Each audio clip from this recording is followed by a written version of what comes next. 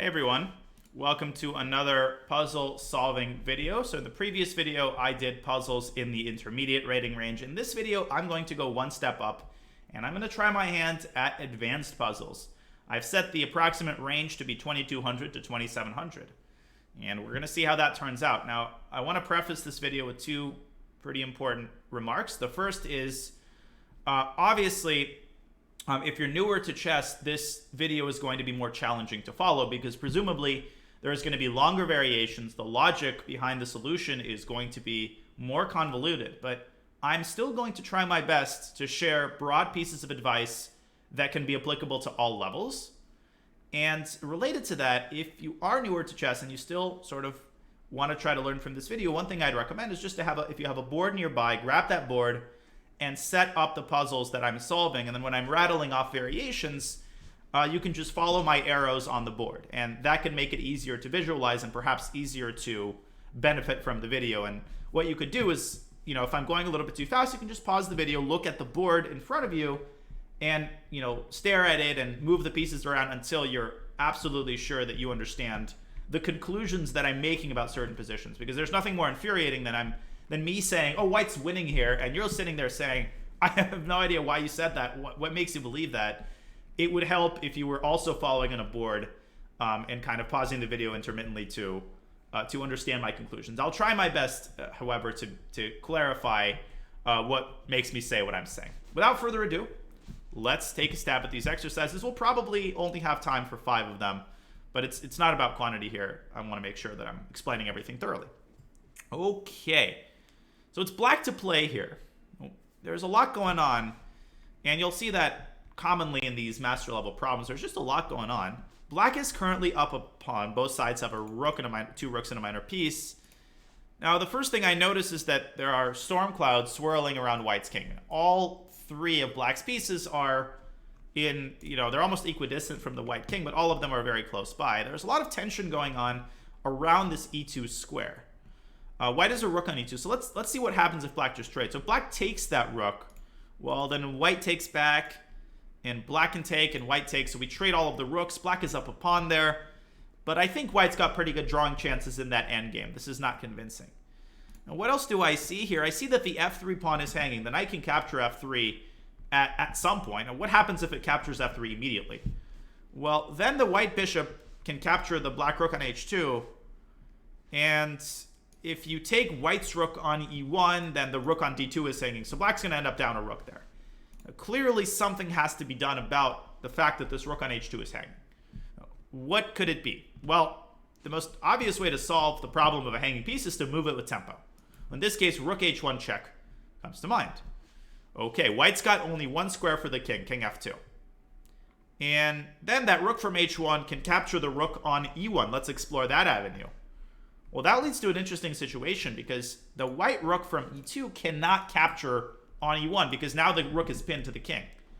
So what white can do after rook h1, king f2, rook takes e1 is capture that other rook on d2. But look at that position carefully. That rook from e1 is x-raying the bishop. So black can take white's bishop, and then black is just up a knight. The only other alternative after rook h1, king f2, rook takes e1 is king takes e1. But that puts the king and the bishop on a direct forkable square. The knight can capture f3 with check, simultaneously defending the rook. That's extremely important. Without it, white could be able to take the rook. But as it stands, the king will have to move away. Then we will take white's rook. And then finally, that knight will take the bishop on e5. So again, a little bit convoluted, but if you make the moves on the board, you'll be able to follow what I'm saying. Rook h1, king f2, rook takes e1. And either that rook takes the bishop or the knight from h4 swings over to f3 and then takes the bishop. That's going to be the solution. Boom, boom. Now, we don't take black's rook because then the king takes, defending the pawn on f3. We have to take this first. Now, we don't take the bishop because currently the rook on d2 will be hanging. First, we have to trade the rooks. Order is very important. And then knight takes e5. And order is often a matter of just sort of trying out different orders and seeing what happens, making sure that you're not leaving any pieces hanging and making all of the appropriate trades that you have to make first before capturing whatever piece you want to capture, right? Okay, let's move on. So it's black to play here. What do I see? Well, it seems to be a very sharp position. The kings have castled to opposite sides, which generally means that there's 2 attacks going, both sides attacking the opposing enemy king. it seems that black has been more successful. What do I notice? I notice that the queen is pressuring that rook on e1, which only has one defender, the white queen. I'm also noticing that there is an x-ray going on down the c file, which seems to be a very, very helpful attacking tool that can create tactics as well. So there's two distinct sources. You could even call it three. The rooks are facing each other through the bishop, which means that black essentially holds all the power in this relationship. The bishop can move away whenever it wants to, exposing white's rook to two different attackers. So the first thing that really comes to mind for me is the move bishop takes c2. What's the idea? Well, I'm just trying to like distract white, and if white captures the bishop, then we're chilling. We take the white rook on e1 with a fork, and white's position collapses. The issue is that after bishop takes c2, white makes an intermediate move. White takes the rook on e8 first. Then after we recapture, white takes the bishop with the king, specifically with the king, because if white takes with a rook, then black will have rook e1 check with a fork. After king c2, I don't really see a follow-up there, so we're very close, but it's clearly not bishop takes c2. So let's think for a second about any other alternatives. Now, can we play rook takes c2? Well, no, that's even worse. White plays rook takes c2, and obviously if we play bishop takes c2, then that's not a check, and we give up the rook on e8. Now, often, the reason that we get stumped in these kinds of problems is that we haven't done enough observation. It's like a scientist, we have to go back to the drawing board. We have to notice things that we perhaps didn't notice on our initial go-around. That happens all the time. That happens to GMs. It happened to me just now. So it's not embarrassing to say, well, I'm going to look at this position with a fresh pair of eyes and try to notice other things. Now, is there something in white's position that we didn't notice which perhaps can help us figure out the solution? Well, there is one thing, right? That knight on d7 is deep in black's territory, which means it's pretty easy to attack. And it's completely undefended. It's unanchored. So if we hit the knight, it's going to be attacked. And I previously mentioned that this bishop could move somewhere and open up the threat of rook e1 fork. So we considered bishop takes c2, but what about the move bishop back to f5? That hits the knight. Oh, I can't draw arrows. That hits the knight. Now, one semi-important detail, the knight cannot take the pawn on f6. I mean, it can. The point is that the pawn on g7 is pinned, but the queen also defends the f6 square. So that's an important thing to notice. After bishop f5, white has to take black's rook. Then we recapture, and we simply have a double attack. That's just a fork. We're attacking the knight, and we are threatening a fork on e1. So that's really all there is to it. And I think it's just bishop f5. At the end of the day, we're going to win a minor piece. And the puzzle ends. So this is all about not restricting yourself to the obvious features of the position, which really, to my eye, is the c file and the fact that the queen is hitting the rook. Both of those are kind of important. But you don't have to use everything in the solution. And here we came back to the drawing board. We noticed that the knight was undefended. We said, yeah, I can just drop the bishop back and create a double attack. Okay. So, again, a position where there is quite a bit of stuff happening. Now, I'm noticing that the e-file seems to be the center of the action. The second thing I notice, if you watch the previous video, this is just a no-brainer. Whenever one side's back rank is weak, that might essentially just give you the solution, and I think this is the case here. If white's rook disappears from e1, the queen is actually nowhere near the first rank. So the queen might have a very hard time transitioning to a square where it could be defending the e1 square. So what move comes to mind as a result? Well, I'm immediately thinking about bishop takes f4, which seems to blunder the queen, right? White takes the queen on e7, and you might be saying, but then I take white's queen, and we're chilling, right? Well, no, extend that line for a move, and you'll see that white just takes the rook on e8 with check, and then to add insult to injury, white takes the bishop with a pawn. At the end of the day, white is up a rook. But after bishop takes f4, rook takes c7, we're under no obligation to take white's queen. And I think what we need to do there is just take back on e7. But first of all, we haven't given up that much material. We've given up a bishop and a rook. The second thing to understand is that we are threatening rook e1 checkmate, which means not only is the queen hanging, but it can't take the bishop because white gets checkmated. Now, the question there is, can the queen move to a square where it defends the e1 square? Well, the answer to that is yes. The queen can swing over to c3. And unfortunately for us, we can't go rook e1. I mean, that's not checkmate any longer. The queen just captures the rook. But if you have a sharp tactical eye, you will see that e1 is not the only square on the back rank where we can give checkmate. There is also the c1 square, which is protected by that bishop on f4. Can we swing the rook from the e file to the c file? We sure can. We can play rook c7 there. And notice the role of black's bishop on f4. It's defending the rook, and it's protecting the c1 square. So all sorts of good stuff is going on here. And at the very least, what white should probably do there is take the rook, but then we're up a minor piece. So, all right, so we play bishop takes f4. We play rook takes e7. They play queen c3. We're not afraid. Now, there are alternate ways of trying to get the queen off of its control of e1, but they don't work. We can try to go b4 here. Maybe you notice this move, but it doesn't actually help. The queen captures b4, and it's still defending e1. The queen is a long-range piece. Just getting it further away physically from a square doesn't necessarily attenuate its defense, right? So we want to be very careful in how we do this. Rook c7, rook c1, bishop takes c1. Okay. Just give me one moment here. All right, so let's transition to the next problem. Ooh, so this one we have two bishops against the rook. That's really interesting. Now, a side note, two bishops against king is mateable. You can checkmate in any position with two bishops against the king. It's not the easiest mate, but it is significantly easier than the hardest mate, which is bishop and knight against king. That is also mateable. So if we, the goal here is either to deliver checkmate, which seems plausible because the king is so close to the corner, or to simply win black's rook. That will be sufficient. The second thing that I'm immediately cautious of in a problem like this, black doesn't have any pawns left. So one thing we need to be careful about is a situation where we take black's rook and we think we've succeeded, but it's stalemate. Well, for instance, if the black king is somehow on a8, and we have our dark squared bishop controlling this diagonal, and our light squared bishop captures black's rook, that's not good enough. That's going to be stalemate. So when we're calculating, we need to be constantly aware of stalemate tricks. Now, how should we begin? Well, just like with any position, we should probably start by looking at the checks, the forcing moves, and see where we go from there. The only check here physically is bishop g3 check. And that is also a forcing move because king a8 meets with bishop g2. And that is simply checkmate because, well, the rook can cover and then we take the rook and that's mate. So after bishop g3, the king has to go over to c8. And then I immediately notice that the king is in alignment with the black rook. We can try to pick that rook off by playing bishop h3. Okay, well, what happens then? The king has to go on over to d8. And I'm not too satisfied with that because in that situation, if we take the rook, then the king takes back, and one bishop against the king is obviously a draw. So after bishop g3, king c8, I feel like we need to try to find an alternate way of surrounding that rook. Now, are there any other tempting moves there? Well, there is one, right? There's bishop a6 check. Let's just try to keep checking and see how much mileage that gives us. Okay, so after bishop a6 check, the king has to swing over to d8.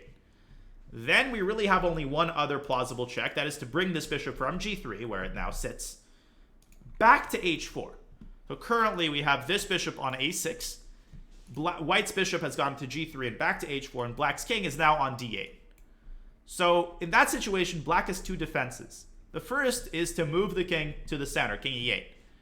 But if you look at that position, that bishop from a6 can come back to b5, pinning the king and the rook. You might look at this and say, well, isn't that the same situation I just talked about? Black's king is just going to recapture the bishop that takes the rook, and it's going to be a draw. But it's a slightly different situation because black is actually in Zugzwang. Zugzwang is a German word that essentially means a position where every single move harms your position. So it would be great if black could pass, but black can't pass. The king has to move away from e8, and more importantly, it has to move to the f file, relinquishing the king's defense of the rook. Wait, why can't it move back to d8? Well, because there's a bishop on h4 that's controlling those squares. So it's not stalemate, and the king has to relinquish its protection of the rook. That's the best case scenario. So bishop g3, king c8, bishop a6, king d8, bishop h4 check. Black can also block with a rook, hoping that white takes the rook, and then the king takes and black is happy. But in that situation, we can essentially use the same exact principle, forcing a Zugzwang situation where A, it's not stalemate, but B, black's king has to move away from the rook. Can we do that? Well, in order to do that, we need to find a way to deprive the king of the d7 and e8 squares. Those are the only two squares where the king maintains its defense of the rook. And we do that, well, both of those are light squares. They're on the same diagonal, ding, ding, ding, ding. You can swing the bishop back to b5, and that forces the king to c8. Then we take the rook, and very importantly, it's still not stalemate. The king has that b8 square it can go to, and the rest is going to be very easy. So, check. Now, not bishop h3, king d8, because after bishop h4 check, the king just goes on to e8, and there are no more checks. The rook is free to go. and white, white doesn't have any further resources. We have to give this very counterintuitive check, actually. Bishop h4. And then the most important move, bishop b5, king c8, and bishop takes e7. That was not an easy exercise, and I essentially solved it through brute force. I first looked at the most tempting line. One other way of understanding it is asking yourself why bishop h3 doesn't work. The reason it doesn't work is because the bishop on h3 has very limited mobility. It's on the edge of the board, and when a bishop is on the edge of the board, it actually has a hard time moving to different diagonals. That's not often talked about. So from a6, it's also on the edge of the board, but it can move to the diagonal it needs to go to. It can move back to b5 when necessary and cut the king off from the rook. Bishop a6, bishop h4, and bishop b5. Also remember the concept of Zugzwang. When your opponent has only a king left and minor pieces or heavy pieces, Zugzwang becomes a much more realistic possibility because your opponent doesn't have any pawns, which means that he essentially cannot waste a move. He has to move one of his pieces, and that creates that potential for Zugzwang. Okay, moving on. Wow. So white to play here. Very important. You see a position like this, do not panic and go from side to side with your eyes, just saying, I'm never going to solve this. This is way too confusing. Every position can be deconstructed if you are persistent enough. And this is no exception. It's actually a very simple exercise. And I often find that the ones with the most pieces and the most chaotic arrangement actually are the simplest tactics to solve. So let's start with a material count. White is down a piece. So we've got 1, 2 minor pieces. Black's got 1, 2, 3. So what does that tell me? Well, that tells me we need to kind of act with a sense of urgency, because if black consolidates and brings the pieces back to aid the king, we're going to be in trouble. We're going to be down a piece. So that already tells me we should start looking at various forcing moves. White's king is also not very safe, so we should make a mental note to remember to make sure that if at any point we make a quiet move that's not a check, we make sure that black doesn't have a checkmate on g2. Currently, that square is defended by white's queen. So what are the obvious checks? Well, I see only one obvious check, and that is queen up to h6. Looks very good. King goes back down to g8. Okay, what can we do there? Well, can we take that pawn on g6? No, there's a bishop there. Can we take that bishop with our rook? Then black takes back, and I don't see any other checks there that don't give up the queen. I don't think we make any progress. So queen h6 doesn't actually work. Now here's where something I mentioned in a previous video really comes in. The advice to look at checks, captures, and threats is a very good one. I'm not disputing that it's a good piece of advice, but you have to take that literally. If you want to squeeze the most out of that advice and out of that way of thinking, you have to literally look at essentially, it's not entirely, I mean, you can skip a move like queen h8, which clearly doesn't do anything, but you have to look at checks which your brain might kind of initially rule out. And what do those checks look like? Well, both of the rooks can actually give a check. One of those checks is Rook F7 check. That's actually not such a dumb move, because if the king takes the rook, that king on f7 is going to be a lot more vulnerable than it was on g7, that's for sure. We can go queen h7 check or queen e6 check. A lot of stuff there is going on. The problem is that after rook f7, black takes with the knight, and we have no further checks. And what about rook e7 check? And this is essentially a clearance sacrifice. After bishop takes e7, look at that position very carefully. When you move a piece away from a square, avenues and diagonals are often opened for other pieces, and that is the case here. The king is on a dark square, we have a dark squared bishop, and that dark squared bishop can slide over to d4, hitting the king with a check. And that is a devastating situation for black, because once the king steps back to g8, the queen swoops into h8 with checkmate, because the rook from f1 is cutting off the f-file. We haven't sacrificed it yet. So again, you could just say, well, I used brute force to solve this. You could also just see this with your pattern recognition. You could notice straight away that if this bishop were on d4 with check, then it would create the potential for checkmate on h8.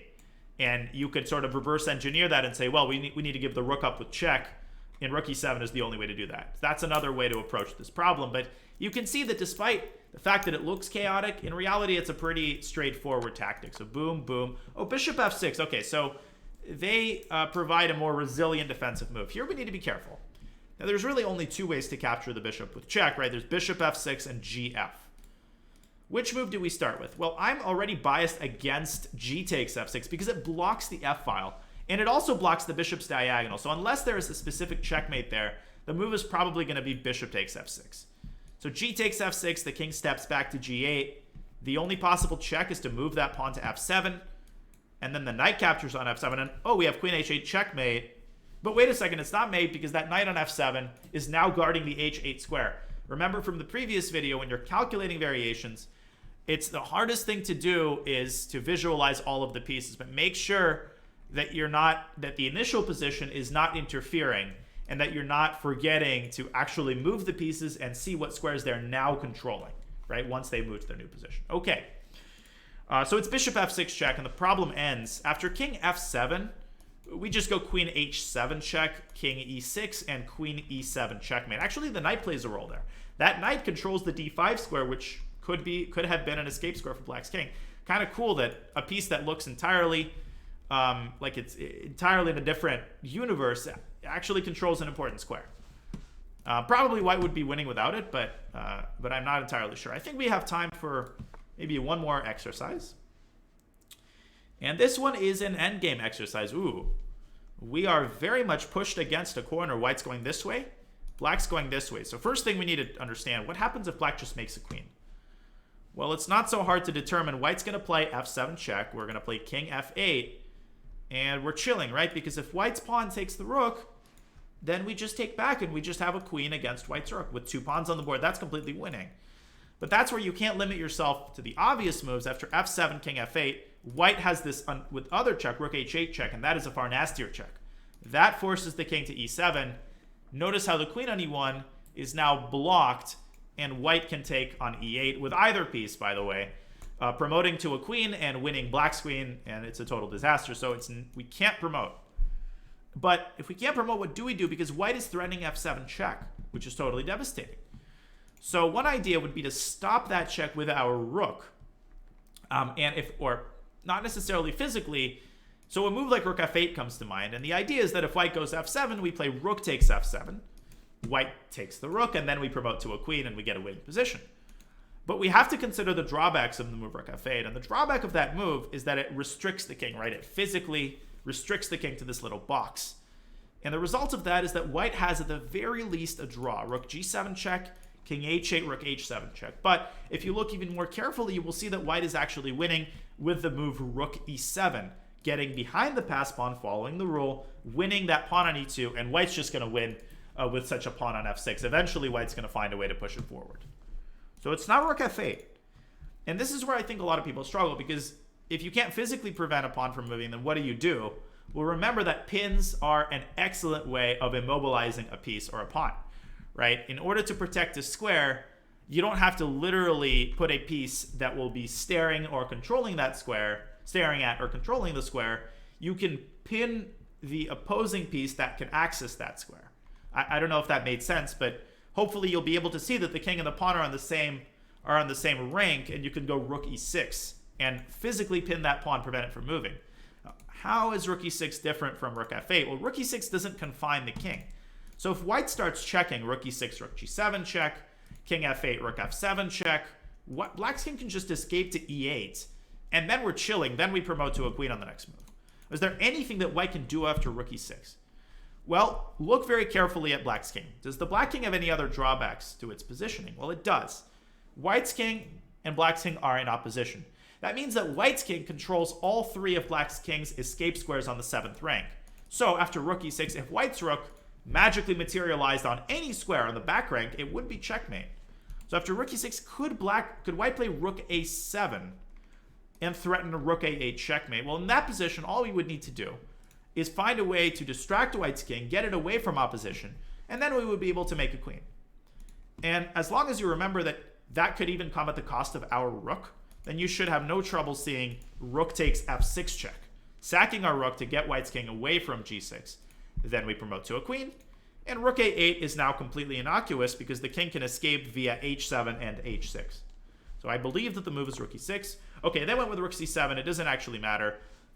Some of you may be thinking that black can promote to a queen, e1 equals queen, is a very compelling alternative, because after rook c8, it turns out that black can block with rook e8, and it looks like we just have an entire queen. But do not forget about white's pass pawn. Once the rook leaves the 6th rank, the pawn is not pinned anymore. White can go f7, then take the rook on e8. We have a mass trade, and that's going to result at most in a draw for black. So we have to play rook f6, and now e1 queen, rook c8. And after rook c7, we would go king h6, and the rest is easy. Now, white's most resilient defense would be to take the pawn here. But queen against rook, even with a pawn, is winning for the queen. It's not the easiest endgame to win. I might make some video about that and some alternate reality at some point, but it is a win. And that's all there is to it. I think we got quite a few problems on the lower end of the range, but we did get like a 2,500 problem, so I'm pretty happy with the problems that we got. I'm definitely going to do at some point another video where I do exercises essentially at my level, 2,600 to 3,000, and those might present actual difficulty to me.